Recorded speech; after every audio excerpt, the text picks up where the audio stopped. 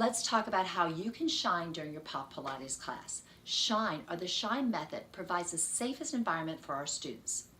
As instructors, we are expected to adhere to the principles of Shine throughout our class. Shine is an easy to remember acronym, and it gives us a checklist as instructors to provide safe cueing for posture and safety throughout our class. The Shine method ensures that our students are moving in the safest possible way in a dynamic group setting because we are cueing them for proper body alignment, core stability, and joint integrity throughout the class as we ask them to execute various skills. Shine stands for the foundational principles of proper body alignment in exercise. So let's look at that word shine. Let's break down each of the letters and talk about how we might be able to use those in our class. The first letter, S, stands for shoulders down and back. Our goal as an instructor is to have our students align their shoulders over their hips.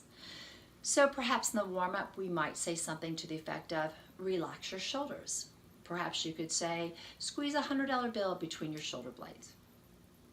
The H stands for heels under stacked hips. Again, our goal as an instructor is to have alignment between our heels, knees, and hips throughout the class. So let's say perhaps you have your students in a plie position. You might cue them to let their knees track over their toes. The I stands for inhale and exhale. Our goal is to have our students breathing throughout their class. We want them to inhale when it's easy and exhale when it's hard. Probably the simplest cue to use throughout your entire class is simply to say, breathe. Perhaps you want to say, release your breath, or exhale, or tell them when to inhale specifically. All this could be useful tips and cues throughout your class. The N stands for neutral spine. Our goal as an instructor is to have a proper gaze and a long spine for our students throughout the class. Perhaps in our warm-up, we might talk to our students about keeping their chin lifted, their eyes are up.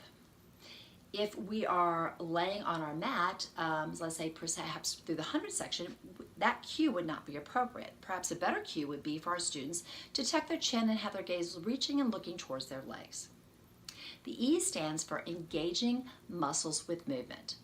We want our students to know what muscles they should be contracting for safe and effective movement patterns. So perhaps when we are in a butt challenge, we are in a bridge position. We might cue our students to squeeze their booty. Perhaps we're standing in our hard core section and we ask them to zip up their abs, standing tall and long. When thinking about your Shine method, take the time to practice thinking about what cues you might want to implement through your class. I know if you take a little bit of time and think about just talking to your students through your class, cueing them and having them mirror your body alignment, you will be successful in implementing Shine in your class.